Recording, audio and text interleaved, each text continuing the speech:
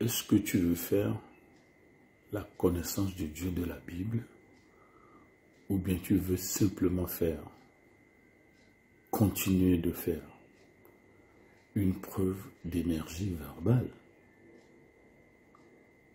Dieu a donné à l'être humain le libre arbitre, la liberté de choisir, la liberté de dire oui ou non. Ça, c'est parce que nous sommes des pour soi, les êtres dotés de raison. Donc, nous avons le droit au doute. Mais est-ce que vous avez un doute absolu?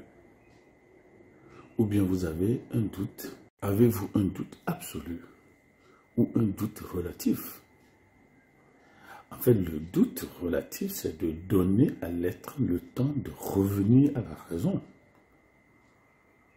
Alors, voulez-vous faire la connaissance du Dieu de la Bible ou vous voulez seulement faire la bouche? Je vous donne un exemple. Si quelqu'un peut compter jusqu'à 20 dans une seconde, il lui faut 100 millions de milliards d'années pour compter 10 à la puissance 25. Si quelqu'un peut compter jusqu'à 20 dans une seconde, il lui faut toujours 100 millions de milliards d'années pour compter 10 à la puissance 25. Ça voudrait dire quoi? Lorsque David dit « Les cieux racontent la gloire de l'Éternel », les cieux racontent la gloire de l'Éternel. En fait, ce que David est en train de dire, c'est que notre système, avec son soleil, la lune, les planètes, les comètes, les astéroïdes, les météorites, disent quoi? Quel est le message? Donc, les astronautes ont statistiquement estimé, à partir de géants télescopes, qu'il y a environ 10 à la puissance 25 étoiles dans l'univers, c'est-à-dire 10 millions de milliards de milliards. Il semble que c'est le même nombre de graines de sable que Dieu même appelle la frontière de l'océan. Nous exploitons le livre The Biblical Basis for Modern Science de Henry Morris, paru aux États-Unis en 1984, à partir de la page 156, le chapitre 6. Donc, est-ce que vous voulez connaître le Dieu de la Bible ou vous faites seulement une preuve d'énergie verbale? David dit, les cieux racontent la gloire de l'Éternel. La Bible parle de cet Éternel. Celui qui a créé 10 millions de milliards et de milliards d'étoiles dans l'univers. Nombre équivalent aux graines de sable. Si Dieu est infini, et comme Dieu est infini, les étoiles peuvent être aussi infinies que nos télescopes ne sauraient découvrir. Vous êtes d'accord? Mais vous devez être d'accord. Pourquoi? Ésaïe 55, verset 8 à 9 dit, mes pensées sont au-dessus de vos pensées. Dieu est 360 fois plus Dieu que notre pensée le pense. En attendant, n'oubliez pas que on a même changé les cours de géographie. On les a changés. Ce qu'on nous enseigne aujourd'hui, qu'on appelle la géographie moderne. Mais avant, au 17e, 18e, jusqu'au 18e siècle, quelque chose comme ça, il y avait ce qu'on appelle la géographie mathématique. Il y avait aussi la géographie physique. C'est la géographie physique qu'on a décomposée en cosmographie. Cosmos, graphein, cosmos, grapha, l'écriture du monde. Et c'est ça aussi qu'on a changé en astronomie et en géographie. Et il y avait aussi la géographie politique. Et ça, il y a aussi la géographie historique. Et ce qu'on nous enseigne désormais, c'est la géographie moderne. Donc, vous avez des notions comme la cosmogonie, c'est-à-dire cosmos, gonos, l'origine du cosmos. Et c'est en fait ce qu'on appelait histoire naturelle. Vous avez la cosmologie, c'est les sciences générales qui régissent le monde physique. Vous avez aussi l'uranographie, la description du ciel, la carte du ciel, fait connaître tous les astres qui se meuvent dans l'espace, leurs positions respectives. Donc vous avez Uranos, qui est le ciel, vous avez Grapho décrit. Mais David dit, les cieux racontent la gloire de l'Éternel. 10 à la puissance 25 millions de milliards et de milliards d'étoiles.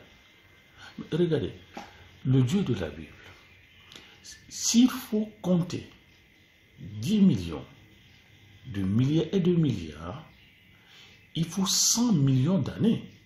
Il faut 100 millions de milliards d'années. Et celui qui peut faire ça, il faut qu'il soit en mesure de compter 1, 2, 3, 4, 5, 6, 7, 8, 9, 10, 11, 12, 13, 14, 15, jusqu'à 20 dans une seconde. Et regardez, regardez. Le Dieu de la Bible, dont parle David ici, il dit, je connais chacune de ces étoiles par leur nom. On ne parle pas de vous, seul. On parle des étoiles.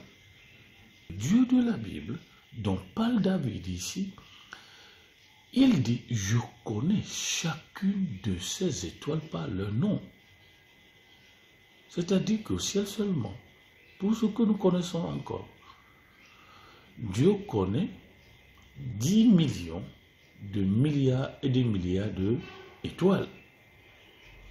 On ne parle pas encore des grains de sable. Ça, c'est ce que Psaume 147, verset 4 dit. C'est ce que Ésaïe 40, verset 26 dit. Mais aussi, les étoiles sont distinctes. Mais la différence fait partie du vécu millénaire de Dieu. La différence fait partie du vécu céleste de Dieu. Il n'aime pas faire la même chose. Il crée la diversité pour qu'elle soit vécue dans l'harmonie et l'unicité. Donc, 10 millions de milliards et de milliards d'étoiles, distinctes, différentes chacune. Il y a aussi les animaux. Il y a les graines de sable. Il les connaît par leur nom et leur espèce et leur catégorie. Ce qui voudra dire que, quel que soit leur nombre immense, quelles que soient leurs caractéristiques distinctes, chacune a été créée pour un but précis et des attributs précis que seul Dieu connaît. Ça c'est ce qu'on appelle l'astronomie biblique.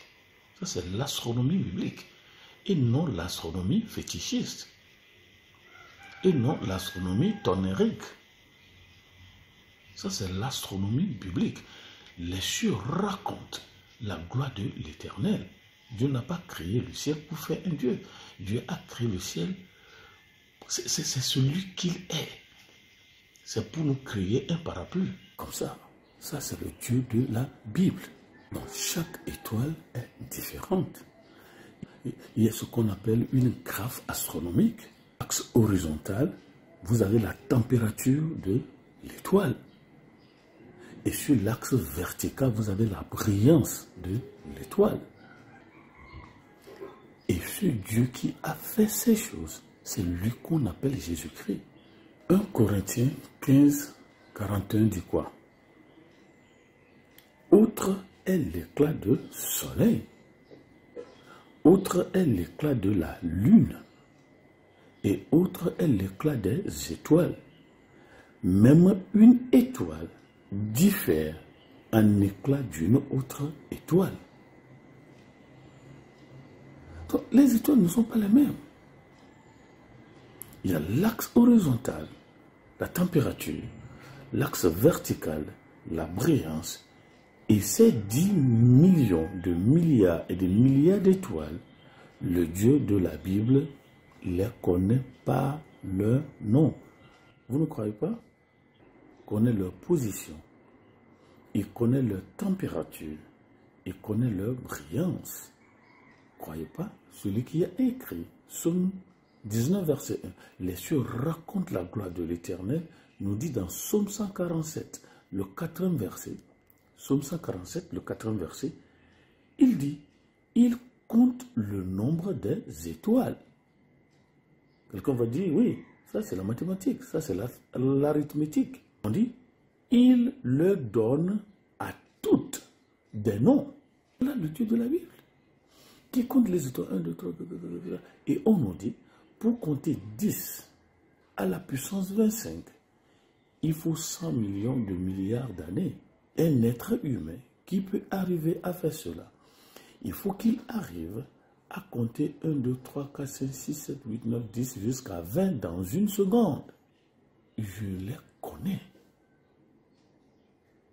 Et j'ai nommé chacune de ces étoiles. Il connaît chacune des 10 étoiles à la puissance 25. Le nombre des grains de sable, le nombre des animaux et le nombre de tout. Dieu, c'est un mathématicien, arithméticien, c'est ça? On me dit que les étoiles les plus brillantes et les plus chaudes sont les étoiles les plus larges et les plus lourdes. Et les chrétiens suivaient. Le mot doxologie, et nous les utilisons dans les églises conservatrices, la doxologie. En fonction de tout ça, la gigantesqueté, la gigantesqueté, la logarithmisation exponentielle de la connaissance de ce Dieu, il faut lui chanter des doxologies. Doxa, logos. Doxa veut dire la gloire, l'honneur, la dignité, la louange et l'adoration. Lorsque je vois la gloire de l'Éternel, telle que révélée, telle que reflétée, telle que annoncée, telle que dit, telle que peint par le ciel, les cieux, je fonds en louange, je fonds en adoration, je fonds en respect de la dignité, de la puissance puissentielle de celui qui a créé ça. Et Jean dit, c'est Jésus. Donne-lui votre vie. Dites, une sagesse créatrice. Je ne te connais pas, mais révèle-toi à moi. Illumine mon cœur. Donc, vous comprenez aussi la croix. Pour être rédempteur, il faut avoir été créateur. On ne peut pas rédimer, on ne peut pas racheter, on ne peut pas corriger quelque chose qu'on n'a pas créé. Vous comprenez la logique biblique? Les cieux racontent la gloire de l'Éternel. Pourquoi? C'est lui qui était la parole. Et alors, la parole était avec Dieu. Et ensuite, cette parole est Dieu. Et c'est lui qui a fait ces choses.